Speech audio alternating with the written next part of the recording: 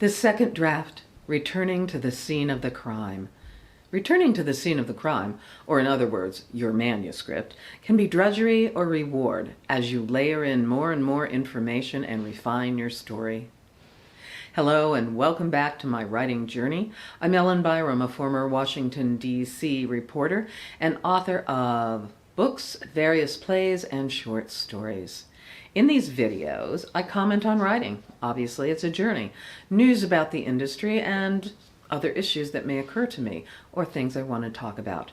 If that's interesting to you, please subscribe to my YouTube channel and give this video a like. And ring the bell to be notified of new videos. Whatever the algorithm is, it likes to ignore me. So wake it up, okay? Thank you. I'm currently deep into my second Art Deco mystery, These Crooked Things, the sequel to Crooked Tales for Two, which I thought was here, but no, this is Firefly. And because of the ambient ongoing nonsense in this country, with fresh outrage every day, it is taking longer than I would like. Now, returning to your subsequent drafts is like charging once more into the breach to fight another battle with the pen, possibly a red pen. Some people claim they don't do other drafts, or they make their book so good in the first draft with ongoing rewriting it's ready to go. Well, I can understand that. More power to them. For the rest of us, it's not so easy. The second and subsequent drafts allow you to deepen the story, get to better know your characters, and iron out the plot issues you have. Maybe you need to weed out excess verbiage, or explore areas you previously ignored. Maybe something you wrote opened up new vistas that make your book different than you anticipated. That always happens to me. I always learn something new. Some people hate second drafts, but I enjoy them. First of all, you don't really know your story until you finish it.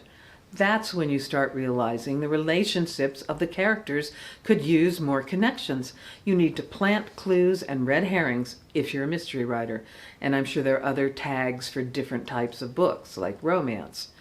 This is especially important, however, for mystery writers. In story terms, maybe you realize that something was stolen years ago, but is the real start of the story. But you haven't recognized it until now. And what does that side character hanging out on the edges know about the crime or the victim or simply the human heart? Does that character deserve to be ignored? Should it be a narrator? Should you eliminate it completely? I have finally reached the point in writing this book that feels like the major reward stage. The foundation is there, now the fun begins. Sometimes when you write and rewrite, you come up with more ideas, new ideas, something that is good, but it keeps coming. And you want to say, stop. Why? Because you know it's going to take diligence, effort, and research to fulfill your vision, which sucks up a lot of time. But do you want a good book?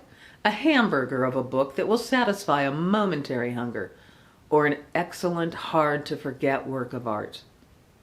Struggling with the second draft is like that moment right before you fall off to sleep, when some character whispers their name in your ear or questions something that you wrote. Why does he steal his friend's box and hide it? Is that why he was supposed to die? And no matter how much you think you're going to remember this in the morning, you are wrong. You are doomed to write it now or lose it forever. About halfway through my current draft, I decided one aspect revolves around a secret society. The best thing in writing about a secret society, it is secret so you can make it up because it's secret.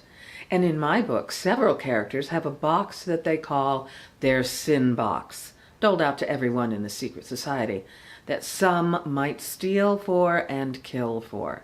And what is the sin or crime they all share? Their secrets and long ago crimes I hadn't prepared for in the first pressing of the pen, so to speak. In other words, oh man, that's good, but it's gonna take forever.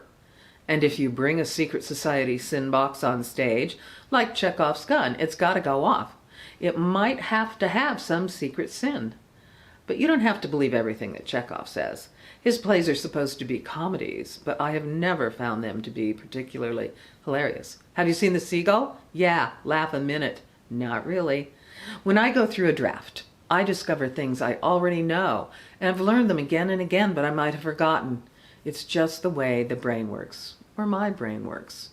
One thing to be aware of during this second draft phase, that if you change one thing up front, at the beginning of your book or later, it will cause ripples through the rest of the book.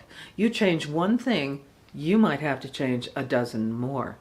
You want your crime or work in progress to make sense. Don't just throw in some random fact that doesn't tie up with anything else. Compare your second draft with your first, and let me know what you think. I'm curious. How do you handle second drafts? Do you write a second draft? I'd love to know. That's all I have for now. Please comment, and I'll see you next time. Bye.